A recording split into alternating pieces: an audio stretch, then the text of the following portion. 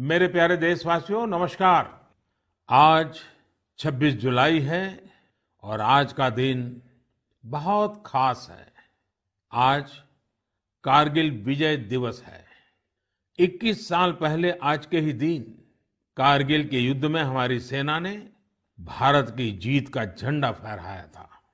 साथियों, कारगिल का युद्ध जिन परिस्थितियों में हुआ था वो भारत कभी नहीं भूल सकता। पाकिस्तान ने बड़े बड़े मंसूबे पालकर भारत की भूमि हथियाने और अपने यहाँ चल रहे आंतरिक कलह से ध्यान भटकाने को लेकर दुस्साहस किया था। भारत तब पाकिस्तान से अच्छे संबंधों के लिए प्रयासरत था, लेकिन कहा जाता है ना, बैरू अकारन सब काहू सौ, जो कर हित अनहित ताहू सौ। यानी दुष्ट का स्वभाव ही होता है हर किसी से बिना वजह दुश्मनी करना। ऐसे स्वभाव के लोग जो हित करता है उसका भी नुकसान ही सोचते हैं। इसलिए भारत की मित्रता के जवाब में पाकिस्तान द्वारा पीठ में छुरा घोंपने की कोशिश हुई थी, लेकिन उसके बाद भारत की वीर सेना ने जो पराक्रम दिखाया, भारत ने अपनी जो ताकत दिखाई, उसे पूरी दुनिया ने देखा। आप कल्पना कर सकते हैं, ऊंचे पहाड़ों पर बैठा हुआ दुश्मन और नीचे से लड़ रही हमारी सेनाएं, हमारे वीर जवान। लेकिन जीत पहाड़ की ऊंचाई की नहीं, भारत की सेनाओं के ऊंचे हौसले और सच्ची वीरता की हुई। साथियों, उस समय मुझे भी करगिल जाने और हमारे जवानों की वीरता के दर्शन का सौभाग्य मिला। वो दिन मेरे जीवन के सबसे अनमोल क्षणों में से एक है। मैं देख रहा हूं कि आज देश भर में लोग कारगिल विजय को याद कर रहे हैं। सोशल मीडिया पर एक हैशटैग करेज इन करगिल के साथ लोग अपने वीरों को नमन कर रहे हैं। जो शहीद हुए हैं उन्हें श्रद्धांजलि दे रहे हैं।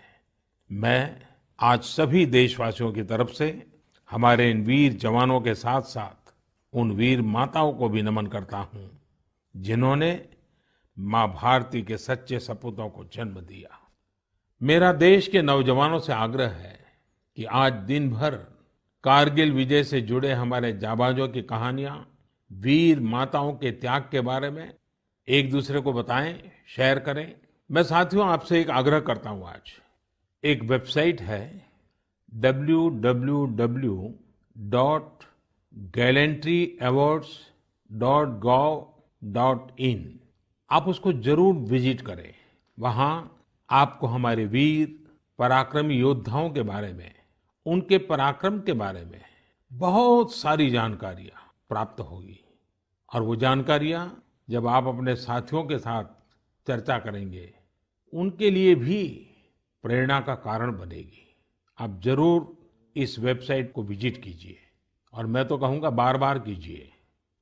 साथियों, कारगिल युद्ध के समय अटल जी ने लाल किले से जो कहा था वो आज भी हम सभी के लिए बहुत प्रासंगिक है। अटल जी ने तब देश को गांधी जी के एक मंत्र की याद दिलाई थी। महात्मा गांधी का मंत्र था कि यदि किसी को कभी कोई दुविधा हो कि उसे क्या करना क्या न करना, तो उसे भारत के सबसे गरीब और असहाय व्यक्ति के बारे में सोचना चाहिए। उसे ये सोचना चाहिए कि जो वो करने जा रहा है उससे उस व्यक्ति की भलाई होगी या नहीं होगी। गांधी जी के इस विचार से आगे बढ़कर अटल जी ने कहा था कि करगिल युद्ध ने हमें एक दूसरा मंत्र दिया है। ये मंत्र था, कोई महत्वपूर्ण निर्णय लेने से पहले हम ये सोचें कि क्या हमारा ये कदम उस सैनिक के सम्मान के अनुरूप है जिसने उन दुर्गम पहाड़ियों में अपने प्राणों की आहुति दी थी। आइए अटल जी की आवाज में ही उनकी इस भावना को हम सुने, समझे और समय की मांग है कि उसे स्वीकार करें। हम सभी को याद है कि गांधी जी ने हमें एक मंत्र दिया था।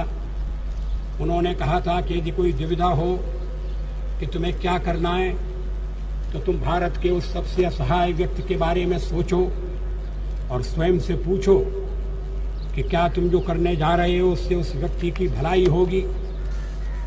कारगिल ने हमें दूसरा मंत्र दिया है, कोई महत्वपूर्ण निर्णय लेने से पहले हम ये सोचें कि क्या हमारा ये कदम उस सैनिक के सम्मान के अनुरूप है जिसने उन दुर्गम पहाड़ियों में अपने प्राणों की आहुति दी थी। साथियों, युद्ध की परिस्थिति में हम जो बात कहते हैं, करते हैं, उसका सीमा पर डटे सैनिक के मनोबल पर, उसके परिवार के मनोबल पर बहुत गहरा असर पड़ता है। ये बात हमें कभी भूलनी नहीं चाहिए और इसलिए हमारा आचार, हमारा व्यवहार, हमारी वाणी, हमारे बयान, हमारी मर्यादा, हमारे लक्ष्य, सभी कसौटी में ये जरूर रहना चाहिए कि हम जो कर रहे हैं, कह रहे हैं, उससे सैनिकों का मनोबल बढ़े, उनका सम्मान बढ़े। राष्ट्र सर्वोपरि का मंत्र लिए एकता के सूत्र में बंधे देशवासी हमारे सैनिकों की ताकत को कई हजार गुना बढ़ा देते हैं। हमारे यहाँ तो कहा गया है ना, संगे शक्ति कलौ युगे। कभी कभी हम इस बात को समझे बिना सोशल मीडिया पर ऐसी चीजों को बढ़ावा दे देते हैं जो हमारे देश का बहुत नुकसान करती है। कभी कभी जिज्ञासावत फॉरवर्ड करते रहते हैं, पता है गलत है लेकिन करते रहते हैं। आजकल युद्ध केवल सीमाओं पर ही नहीं लड़े जाते हैं, देश में भी कई मोर्चों पर एक साथ लड़ा जाता है और हर एक देशवासी को उसमें अपनी भूमिका तय करनी होती है। हमें भी अपनी भूमिका देश की सीमा पर दुर्गम परिस्थितियों में लड़ रहे सैनिकों को याद करते हुए तय करनी होगी।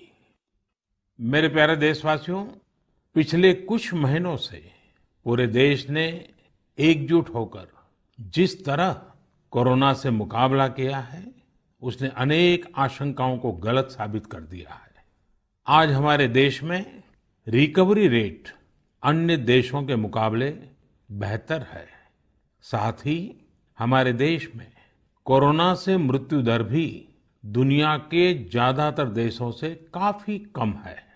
निश्चित रूप से एक भी व्यक्ति को खोना दुखद है, लेकिन भारत अपने लाखों देशवासियों का जीवन बचाने में सफल भी रहा है। लेकिन साथियों, कोरोना का खतरा टला नहीं है। कई स्थानों पर यह तेजी से फैल रहा है। हमें बहुत ही ज्यादा सतर्क रहने की जरूरत है। हमें ये ध्यान रखना है कि कोरोना अब भी उतना ही घातक है जितना शुरू में था। इसलिए हमें पूरी सावधानी बरतनी है। चेहरे पर मास्क लगाना या गमछे का उपयोग करना, 2 गज की दूरी, लगातार हाथ धोना, कहीं पर भी थूकना नहीं, साफ सफाई का पूरा ध्यान रखना, यही हमारे हथियार हैं जो हमें कोरोना से बचा सकते हैं। कभी कभी हमें मास्क से तकलीफ होती है और मन करता है कि चेहरे पर से मास्क हटा दें। बातचीत करना शुरू करते हैं, जब मास्क की जरूरत होती है ज्यादा, उसी समय मास्क हटा देते हैं। ऐसे समय मैं आपसे आग्रह करूंगा, जब भी आपको मास्क के कारण परेशानी फील होती हो, मन करता हो उतार देना है, तो पल भर के लिए उन डॉक्टर्स का स्मरण कीजिए, उन नर्सों का स्मरण कीजिए, हमारे उन कोरोना वॉरियर्स का स्मरण कीजिए। आप देखिए, वो मास्क पहन करके घंटों तक लगातार हम सबके जीवन को बचाने के लिए जुटे रहते हैं। 8-8, 10-10 घंटे तक मास्क पहने रखते हैं। क्या उनको तकलीफ नहीं होती होगी? थोड़ा सा उनका स्मरण कीजिए, आपको भी लगेगा कि हमें एक नागरिक के नाते इसमें जरा भी कोताही न बरतनी है, न किसी को बरतने देनी है। एक तरफ हमें कोरोना के खिलाफ लड़ाई को पूरी सजगता और सतर्कता के साथ लड़ना है, तो दूसरी ओर कठोर मेहनत से व्यवसाय, नौकरी, पढ़ाई, जो भी कर्तव्य हम निभाते हैं उसमें गति लानी है, उसको भी नई ऊंचाई पर ले जाना है। साथियों, कोरोना काल में तो हमारे ग्रामीण क्षेत्रों ने पूरे देश को दिशा दिखाई है। गांवों से स्थानीय नागरिकों के, ग्राम पंचायतों के अनेक अच्छे प्रयास लगातार सामने आ रहे हैं। जम्मू में एक गांव त्रेवा ग्राम पंचायत है। वहां की सरपंच हैं बलबीर कौर जी। मुझे बताया गया कि बलबीर कौर जी ने अपनी पंचायत में 30 बेड का एक क्वारंटाइन सेंटर बनवाया, पंचायत आने वाले रास्तों पर पानी की व्यवस्था की, लोगों को हाथ धोने में कोई दिक्कत ना हो इसका इंतजाम करवाया। इतना ही नहीं, ये बलबीर कौर जी खुद अपने कंधे पर स्प्रे पंप टांग कर वॉलंटियर्स के साथ मिलकर पूरी पंचायत में आसपास के क्षेत्र में सैनिटाइजेशन का काम भी करती है।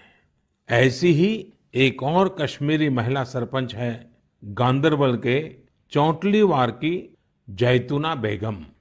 जैतूना बेगम जी ने तय किया कि उनकी पंचायत कोरोना के खिलाफ जंग लड़ेगी और कमाई के लिए अवसर भी पैदा करेगी।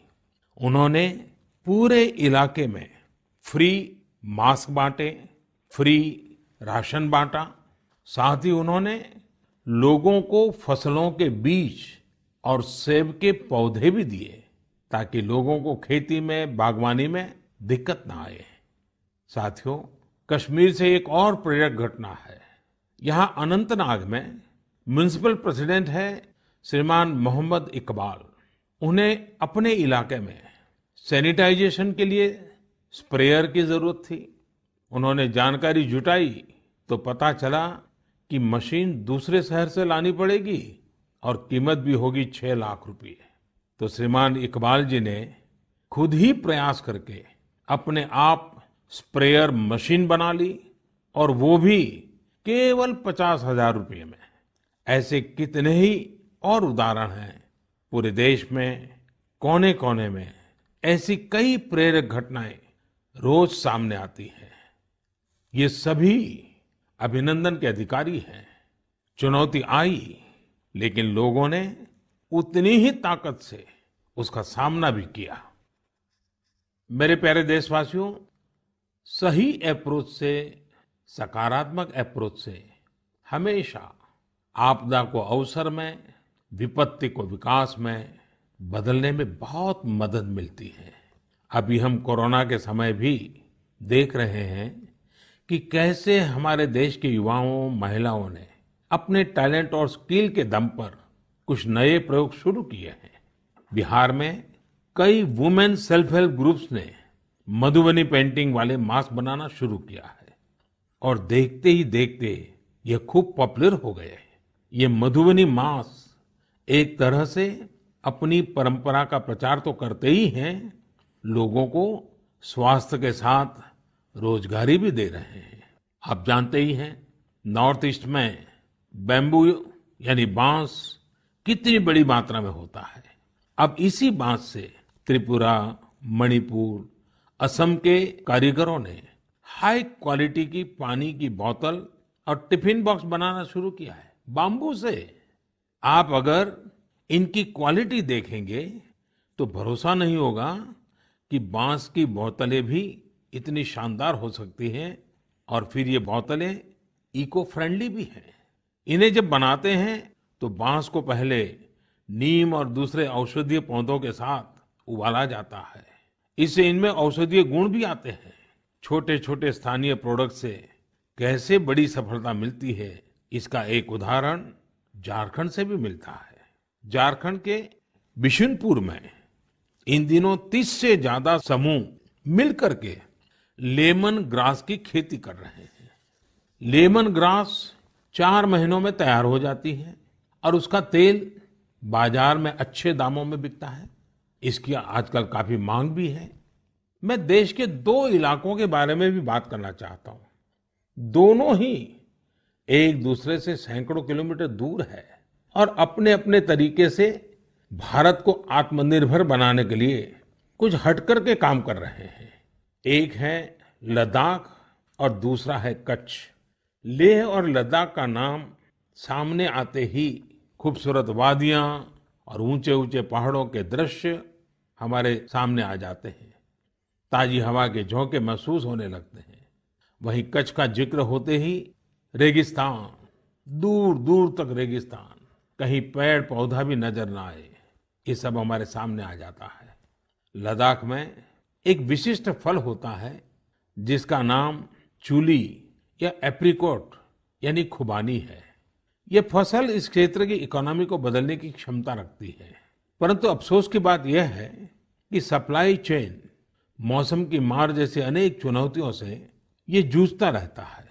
इसकी कम से कम बर्बादी हो, इसके लिए आजकल एक नए इनोवेशन का इस्तेमाल शुरू हुआ है। एक ड्यूअल सिस्टम है जिसका नाम है solar apricot dryer and space heater. ये खुबानी और दूसरे अन्य फलों एवं सब्जियों को जरूरत के अनुसार सूखा सकता है, और वो भी हाइजेनिक तरीके से। पहले जब खुबानी को खेतों के पास सुखाते थे तो इससे बर्बादी तो होती ही थी, साथ ही धूल और बारिश के पानी की वजह से फलों की क्वालिटी भी प्रभावित होती थी। दूसरी ओर आजकल कच्छ में किसान ड्रैगन फ्रूट्स की खेती के लिए सराहनीय प्रयास कर रहे हैं। बहुत से लोग जब सुनते हैं तो उन्हें आश्चर्य होता है, कच्छ और ड्रैगन फ्रूट्स, लेकिन वहां आज कई किसान इस कार्य में जुटे हैं। फल की गुणवत्ता और कम जमीन में ज्यादा उत्पाद को लेकर काफी इनोवेशन किए जा रहे हैं। मुझे बताया गया है कि ड्रैगन फ्रूट्स की लोकप्रियता लगातार बढ़ रही है, विशेषकर नाश्ते में इस्तेमाल काफी बढ़ा है। कच्छ के किसानों का संकल्प है कि देश को ड्रैगन फ्रूट्स का आयात न करना पड़े। यही तो आत्मनिर्भरता की बात है। साथियों, जब हम कुछ नया करने का सोचते हैं, इनोवेटिव सोचते हैं, तो ऐसे काम भी संभव हो जाते हैं जिनकी आम तौर पर कोई कल्पना नहीं करता। जैसे कि बिहार के कुछ युवाओं को ही लीजिए। पहले सामान्य नौकरी करते थे। एक दिन उन्होंने तय किया कि वो मोती यानी पल्स की खेती करेंगे। उनके क्षेत्र में लोगों को इस बारे में बहुत पता नहीं था, लेकिन इन लोगों ने पहले सारी जानकारी जुटाई, जयपुर और भुवनेश्वर जाकर ट्रेनिंग ली और अपने गांव में ही मोती की खेती शुरू कर दी। आज ये स्वयं तो इससे काफी कमाई कर ही रहे हैं। उन्होंने मुजफ्फरपुर, बेगूसराय और पटना में अन्य राज्यों से लौटे प्रवासी मजदूरों को इसकी ट्रेनिंग देनी भी शुरू कर दी है। कितने ही लोगों के लिए इससे आत्मनिर्भरता के रास्ते खुल गए हैं। साथियों, अभी कुछ दिन बाद रक्षाबंधन का पावन पर्व आ रहा है। मैं इन दिनों देख रहा हूं कि कई लोग और संस्थाएं इस बार रक्षाबंधन को अलग तरीके से मनाने का अभियान चला रहे हैं। कई लोग इसे वोकल फॉर लोकल से भी जोड़ रहे हैं, और बात भी सही है। हमारे पर्व हमारे समाज के, हमारे घर के पास ही किसी व्यक्ति का व्यापार बढ़े, उसका भी पर्व खुशहाल हो, तब पर्व का आनंद कुछ और ही हो जाता है। सभी देशवासियों को रक्षाबंधन की बहुत बहुत शुभकामनाएं। साथियों, 7 अगस्त को नेशनल हैंडलूम डे है। भारत का हैंडलूम, हमारा हैंडीक्राफ्ट अपने आप में सैकड़ों वर्षों का गौरवमय इतिहास समेटे हुए है। हम सभी का प्रयास होना चाहिए कि न सिर्फ भारतीय हैंडलूम और हैंडीक्राफ्ट का ज्यादा से ज्यादा उपयोग करें, बल्कि इसके बारे में हमें ज्यादा से ज्यादा लोगों को बताना भी चाहिए। भारत का हैंडलूम और हैंडीक्राफ्ट कितना रिच है, इसमें कितनी विविधता है, ये दुनिया जितना ज्यादा जानेगी उतना ही हमारे लोकल कारीगरों और बुनकरों को लाभ होगा। साथियों, विशेषकर मेरे युवा साथियों, हमारा देश बदल रहा है। कैसे बदल रहा है, कितनी तेजी से बदल रहा है, कैसे कैसे क्षेत्रों में बदल रहा है। एक सकारात्मक सोच के साथ अगर निगाह डालें तो हम खुद अचंभित रह जाएंगे। एक समय था जब खेलकूद से लेकर के अन्य सेक्टर्स में अधिकतर लोग या तो बड़े-बड़े शहरों से होते थे या बड़े-बड़े परिवार से या फिर नामी गिरामी स्कूल या कॉलेज से होते थे। अब देश बदल रहा है। गांवों से, छोटे शहरों से, सामान्य परिवार से हमारे युवा आगे आ रहे हैं, सफलता के नए शिखर चूम रहे हैं। ये लोग संकटों के बीच भी नए-नए सपने संजोते हुए आगे बढ़ रहे हैं। कुछ ऐसा ही हमें अभी हाल ही में जो बोर्ड एग्जाम्स के रिजल्ट आए उसमें भी दिखता है। आज मन की बात में हम कुछ ऐसे ही प्रतिभाशाली बेटे बेटियों से बात करते हैं। ऐसी ही एक प्रतिभाशाली बेटी है कृतिका नांदल। कृतिका जी हरियाणा में पानीपत से हैं। हेलो कृतिका जी, नमस्ते। नमस्ते सर। इतने अच्छे परिणाम के लिए आपको बहुत बहुत बधाई। धन्यवाद सर। और आपको तो इन दिनों टेलीफोन लेते लेते भी आप थक गई होगी, इतने सारे लोगों के फोन आते होंगे। जी सर। और जो लोग बधाई देते हैं वो भी गर्व महसूस करते होंगे कि वो आपको जानते हैं। आपको कैसा लग रहा है? सर बहुत अच्छा लग रहा है। पेरेंट्स को प्राउड फील करा के खुद को भी इतना प्राउड फील हो रहा है। अच्छा, ये बताइए कि आपकी सबसे बड़ी प्रेरणा कौन है? सर मेरी मम्मी है सबसे बड़ी प्रेरणा तो मेरी। वाह। अच्छा, आप मम्मी से क्या सीख रही है? सर उन्होंने अपनी जिंदगी में इतनी मुश्किलें देखी फिर भी वो इतनी बोल्ड और इतनी स्ट्रोंग है। सर उन्हें देख देख के इतनी प्रेरणा मिलती है कि मैं भी उन्हीं की तरह बनूं। माँ कितनी पढ़ी लिखी हैं? सर बीए की है उन्होंने। बीए किया हुआ है? जी सर। अच्छा, तो माँ आपको सिखाती भी होगी? जी सर सिखाती हैं, दुनियादारी के बारे में हर बात बताती है। वह डांटती भी होगी? जी सर डांटती भी है। अच्छा बेटा, आप आगे क्या करना चाहती हैं? सर हम डॉक्टर बनना चाहते हैं। अरे वाह। MBBS। देखिए, डॉक्टर बनना आसान काम नहीं है। जी सर। डिग्री तो प्राप्त कर लेंगी क्योंकि आप बड़ी तेजस्वी हो बेटा, लेकिन डॉक्टर का जीवन जो है वो समाज के लिए बहुत समर्पित होता है। जी सर। उसको कभी रात को चैन से सो भी नहीं सकता है, कभी भी पेशेंट का फोन आ जाता है, अस्पताल से फोन आ जाता है, उसको दौड़ना पड़ता है। एक प्रकार से 24/7 365 डेज डॉक्टर की जिंदगी लोगों की सेवा में लगी रहती है। Yes sir. और खतरा भी रहता है क्योंकि कभी पता नहीं आजकल के जिस प्रकार की बीमारियां हैं, तो डॉक्टर के सामने भी बहुत बड़ा संकट रहता है। जी सर। अच्छा कृतिका, हरियाणा तो खेलकूद में पूरे हिंदुस्तान के लिए हमेशा ही प्रेरणा देने वाला, प्रोत्साहन देने वाला राज्य रहा है। हाँ जी सर। तो आप भी तो कोई खेलकूद में भाग लेती हैं क्या? कुछ खेलकूद पसंद है क्या आपको? सर बास्केटबॉल खेलते थे स्कूल में थे जब। अच्छा, आपकी ऊंचाई कितनी है? ज्यादा है ऊंचाई? नहीं सर 5'2" की है। अच्छा, तो फिर तुम्हारे खेल में पसंद करते हैं? सर वो तो बस पैशन है, खेल लेते हैं। अच्छा अच्छा, चलिए कृतिका जी, आपके माताजी को मेरी तरफ से प्रणाम कहिए। उन्होंने आपको इस प्रकार के योग्य बनाया, आपके जीवन को बनाया। आपकी माताजी को प्रणाम और आपको बहुत बहुत बधाई, बहुत बहुत शुभकामनाएं। धन्यवाद सर। आइए अब हम चलते हैं केरला, एर्नाकुलम। केरला के नौजवान से बात करेंगे। हेलो। हेलो सर, नमस्कार। So Vinayak, congratulations. Thank you sir. शाबाश विनायक, शाबाश। थैंक तो you how is the josh? Hi sir.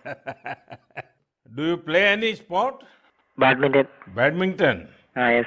In a school or you had any chance to take a training? No, in school we have already get some training Mm-hmm. from our teachers. So thus, and we get opportunity to participate outside Wow. from the school itself. How many states you have visited? I have visited only Kerala and Tamil Nadu. Only Kerala and Tamil Nadu. Yes. So would you like to visit Delhi? Yes sir, now I am applying Delhi University for my higher studies. Wow. So you are coming to Delhi. Yes sir. Tell me, do you have any message for fellow students who will give board exams in future? Hard work and proper time utilization. Such a perfect time management. Yes sir. So Vinayak, I would like to know your hobbies. First of all, badminton. Mm-hmm. And then reading. Mm-hmm. So are you active on social media? No, we are not allowed to use any electronic items or gadgets in the school. So you are lucky. Yes, sir. Well, Vinayak, congratulations again and wish you all the best. Thank you, sir. आइए हम उत्तर प्रदेश चलते हैं। उत्तर प्रदेश में अमरोहा के श्रीमान उस्मान सैफी से बात करेंगे। हेलो उस्मान, बहुत बहुत बधाई, आपको ढेरों ढेरों बधाई। Thank you sir. अच्छा, अब उस्मान बताइए कि आपने जो चाहा था वही रिजल्ट मिला कि कुछ कम आया? नहीं, जो चाहा था वही मिला है। मेरे पेरेंट्स भी बहुत खुश हैं। वाह। अच्छा, परिवार में और भाई भी बहुत इतने ही तेजस्वी हैं कि घर में आप ही हैं जो इतने तेजस्वी हैं? सिर्फ मैं ही हूँ। मेरा भाई वो थोड़ा सा शरारती है। बाकी मुझे लेकर बहुत खुश रहता है। अच्छा अच्छा। अच्छा, आप जब पढ़ रहे थे तो उस्मान आपका पसंदीदा विषय क्या था? मैथमेटिक्स। अरे वाह। तो मैथमेटिक्स में क्या रुचि रहती थी, कैसे हुआ, किस टीचर ने आपको प्रेरित किया?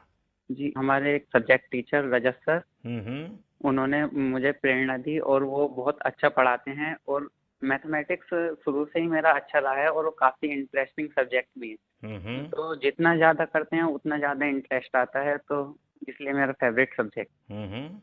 आपको मालूम है एक ऑनलाइन वैदिक मैथमेटिक्स के क्लासेस चलते हैं? Yes sir. हाँ, कभी ट्राई किया है इसका? नहीं सर, अभी नहीं किया। आप देखिए, बहुत सारे आपके दोस्तों को लगेगा जैसे आप जादूगर है, क्योंकि कंप्यूटर की स्पीड से आप गिनती कर सकते हैं। वैदिक मैथमेटिक्स की बहुत सरल टेक्निक्स हैं और आजकल वो ऑनलाइन पर भी अवेलेबल होते हैं। जी सर। क्योंकि आपकी मैथमेटिक्स में इंटरेस्ट है तो बहुत सी नई नई चीजें भी आप दे सकते हैं। जी सर। अच्छा उस्मान, आप खाली समय में क्या करते हैं? खाली समय में सर कुछ ना कुछ लिखता रहता हूँ मैं। मुझे लिखने में बहुत इंटरेस्ट आता है। अरे वाह, मतलब आप मैथमेटिक्स में रुचि लेते हैं, लिटरेचर में भी रुचि लेते हैं? Yes sir. क्या लिखते हैं? कविताएं लिखते हैं, शायरियां लिखते हैं? कुछ भी करंट अफेयर से रिलेटेड कोई भी टॉपिक हो उस पे लिखता रहता हूँ। नई नई जानकारियां मिलती रहती हैं, जैसे जीएसटी चला था और हमारा नोटबंदी, सब चीज। अरे वाह। कॉलेज की पढ़ाई करने के लिए आगे का क्या प्लान बना रहे हैं? सर मेरा जी मेंस का फर्स्ट अटेम्प्ट क्लियर हो चुका है और अब मैं सितंबर के लिए सेकंड अटेम्प्ट में अब बैठूंगा। मेरा मेन एम है कि मैं पहले आईआईटी से बैचलर डिग्री लूं और उसके बाद सिविल सर्विसेज में जाऊं और एक आईएएस बनूं। अरे वाह। अच्छा, आप टेक्नोलॉजी में भी रुचि लेते हैं? यस सर, इसलिए मैंने आईटी ऑप्ट किया है। फर्स्ट टाइम बैच था आईटी का। अच्छा, चलिए उस्मान, मेरी तरफ से बहुत शुभकामनाएं हैं। और आपका भाई शरारती है तो आपका समय भी अच्छा जाता होगा। और आपके माताजी पिताजी को भी मेरी तरफ से प्रणाम कहिए, उन्होंने आपको इस प्रकार से अवसर दिया, आपका हौसला बुलंद किया। और ये मुझे अच्छा लगा कि आप पढ़ाई के साथ साथ करंट इश्यूज पर अध्ययन भी करते हैं और लिखते भी हैं। देखिए, लिखने का फायदा ये होता है कि आपके विचार में शार्पनेस आती है। बहुत बहुत अच्छा फायदा होता है लिखने से। तो बहुत बहुत बधाई मेरी तरफ से। Thank you sir. आइए चलिए फिर एकदम से नीचे साउथ में चले जाते हैं, तमिलनाडु। नामक्कल से बेटी कनिका से बात करेंगे और कनिका की बात तो बहुत ही इंस्पिरेशनल है। कनिका जी, वणक्कम। वणक्कम सर। How are you? Fine sir. First of all, I would like to congratulate you for your great success. Thank you sir. When I hear of Namakkal, I think of the Anjaneya temple. Yes sir. Now I will also remember my interaction with you. Yes sir. So, congratulations again. Thank you sir. You would have worked very hard for exams. How was your experience while preparing? I was working hard from the start, so I didn't expect this result, but I have written well, so I will get a good result. What were your expectation? 485 or 486, like that I thought, sir. And now? 490. So, what is the reaction of your family members and your teachers? They were so happy and they were so proud, sir. Which was your favorite subject? Mathematics. Oh, and what are your future plans? I am going to become a doctor, if possible, in AFMC, sir. And your family members are also in a medical profession or somewhere else? Oh, sir, my father is a driver, but my sister is studying MBBS, sir. Arre wow. So first of all, I will do the pranam to your father, who is taking lot of care of your sister and yourself. It's a great service he is doing. Yes, sir. And say inspiration for all. Yes, sir. So my congratulations to you, your sister and your father and your family. Thank you, sir. साथियों, ऐसे और भी कितने युवा दोस्त हैं, कठिन परिस्थितियों में भी जिनके हौसले की, जिनकी सफलता की कहानियां हमें प्रेरित करती हैं।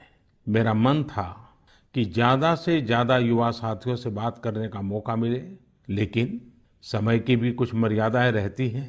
मैं सभी युवा साथियों को यह आग्रह करूंगा कि वो अपनी कहानी, अपनी जुबानी जो देश को प्रेरित कर सके, वो हम सबके साथ जरूर साझा करें। मेरे प्यारे देशवासियों, 7 समंदर पार भारत से हजारों मील दूर एक छोटा सा देश है जिसका नाम है सूरीनाम। भारत के सूरीनाम के साथ बहुत ही करीबी संबंध है। 100 साल से भी ज्यादा समय पहले भारत से लोग वहां गए और उसे ही अपना घर बना लिया। आज चौथी, 5वीं पीढ़ी वहां पर है। आज सूरीनाम में 1/4 से अधिक लोग भारतीय मूल के हैं। क्या आप जानते हैं, वहां की आम भाषाओं में से एक सरनामी भी भोजपुरी की ही एक बोली है। इन सांस्कृतिक संबंधों को लेकर हम भारतीय काफी गर्व महसूस करते हैं। हाल ही में श्री चंद्रिका प्रसाद संतोखी सूरीनाम के नए राष्ट्रपति बने हैं। वे भारत के मित्र हैं और उन्होंने साल 2018 में आयोजित person of Indian origin PIO parliamentary conference में भी हिस्सा लिया था। श्री चंद्रिका प्रसाद संतोखी जी ने शपथ की शुरुआत वेद मंत्रों के साथ की। वे संस्कृत में बोले। उन्होंने वेदों का उल्लेख किया और ओम शांति शांति शांति के साथ अपनी शपथ पूर्ण करी। अपने हाथ में वेद लेकर वे बोले, मैं चंद्रिका प्रसाद संतोखी। और आगे उन्होंने शपथ में क्या कहा?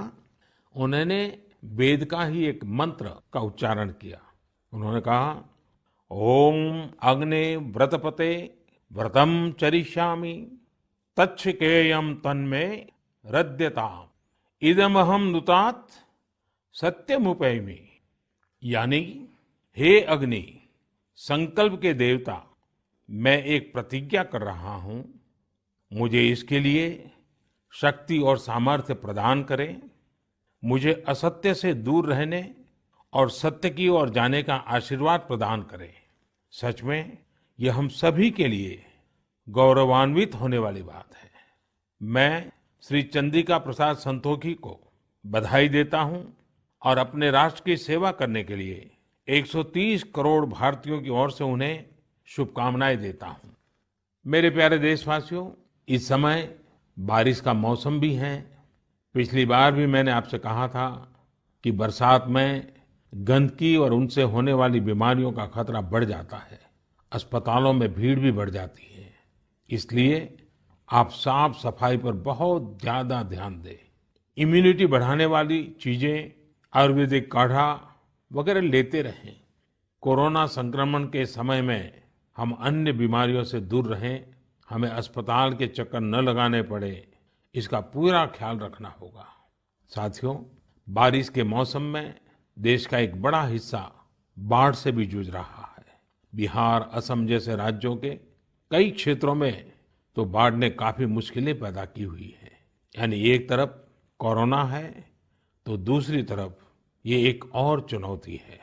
ऐसे में सभी सरकारें, NDRF की टीमें, राज्य की आपदा नियंत्रण टीमें, स्वयंसेवी संस्थाएं सब एक साथ मिलकर जुटे हुए हैं। हर तरह से राहत और बचाव के काम कर रहे हैं। इस आपदा से प्रभावित सभी लोगों के साथ पूरा देश खड़ा है। साथियों, अगली बार जब हम मन की बात में मिलेंगे, उसके पहले ही 15 अगस्त भी आने वाला है। इस बार 15 अगस्त भी अलग परिस्थितियों में होगा। कोरोना महामारी की इस आपदा के बीच होगा। मेरा अपने युवाओं से, सभी देशवासियों से अनुरोध है कि हम स्वतंत्रता दिवस पर महामारी से आजादी का संकल्प लें, आत्मनिर्भर भारत का संकल्प लें, कुछ नया सीखने और सिखाने का संकल्प लें, अपने कर्तव्यों के पालन का संकल्प लें।